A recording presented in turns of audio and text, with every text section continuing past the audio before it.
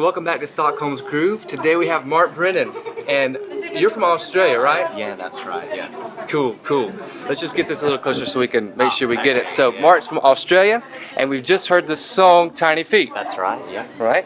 So I just want to ask you a little bit about the song. Sure. So, when you wrote the song, we'll start with the songwriting process. Okay. And then maybe some of your inspirations. Sure, yeah. So, when you wrote the song, one question I like to ask artists: which came first, the lyrics, or the music, or both, or how did that work out? Well, I originally wrote the music to different lyrics, and I didn't really like them, so I changed the lyrics. So I wrote it. Yeah, I guess the music came before, but they were old lyrics which are horrible, and actually reference that song in the new lyrics about writing a song that's really awful. And it was the lyrics, music, then new lyrics, I guess. Cool. Yeah, that's how it went. So editing is a major process in your songwriting. Well, actually, most of the time it's not. Okay, if I can't write a song within one sitting, I'll give up on it. If I can't get it all out straight away, it's gone, because then I start overthinking it.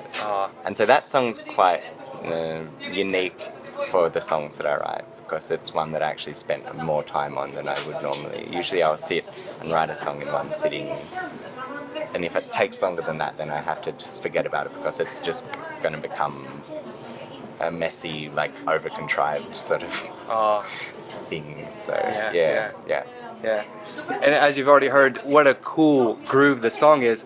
And I didn't record this part, but it's so funny. At the beginning, you said, I wrote this song about marrying someone that's dead. Is that what you said? So maybe you could just talk about that. That was so interesting. Well, it's a sort of a semi-biographical sort of song, in the sense that it's about a girl that I was really head over heels for, but from a distance, it was an unrequited situation. And so it was just sort of like, wow, imagine marrying this woman, and this would be fantastic. And then when things finally sort of happened, they were never as good as what they could have been in my brain. And so then we sort of parted ways and never saw each other again. And the conclusion of the song is an assumption that maybe she's dead, but I have no idea. She might still be very well alive, and I hope she is. So if you're out there and you're hearing this, listen to Stockholm's Groove. No names will be mentioned. Just in case. Awesome, man. Well, who are some of your inspirations as you write music? Who are some of the bands you listen to? Biggest inspiration would be the Magnetic Fields. Stephen Merritt is the songwriter for the Magnetic Fields. Really great storyteller, really great lyricist, and just also the Go-Betweens is an Australian band from Brisbane who sort of take storytelling, really make that an important part of their songs as well, which is a thing for me as well.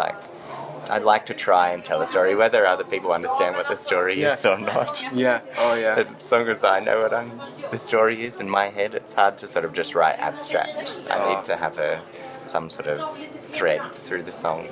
So, who else? Probably those are the two biggest ones. Jens Lekman as well, actually. Can you say that one more time? Jens because Lekman. for our listeners, there'll be links for all of these. So just one more time, so we get it. Well, Swedish singer called Jens Lekman. Jens Lekman, okay. He's fantastic. Cool. Vocal and lyricist, and just fantastic guy. So, well, maybe you could tell our listeners also what are some of your inspirations. And some answers are like, my emotions are the strongest. One person said movies are. So maybe what are some of your inspirations as you write? It's sort of a sliding scale, I guess. I don't know. It's sort of like it's either if I'm in love or if I'm not. Perfect.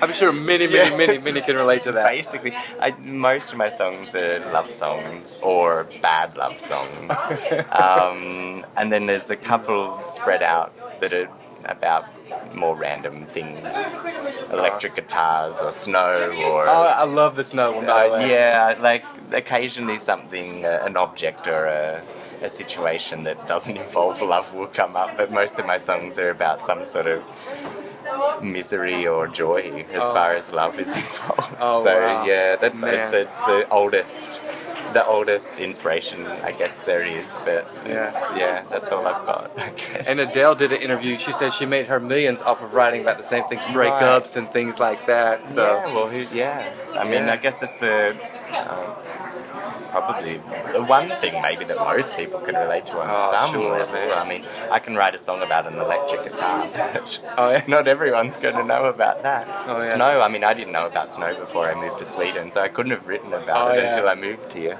Now we know And lots, so, right? Yeah, too Oh, much, man. probably too much. Yeah, but Well, Mart, I want to thank you for your time today. Thank and you.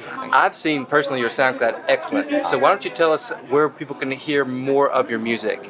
Well, unfortunately, there's not so much out there, but on SoundCloud, Mart Brennan, or there's a bunch of live videos on YouTube as well. If you search Mart Brennan on YouTube, you'll pretty much get only me. Oh, cool, man.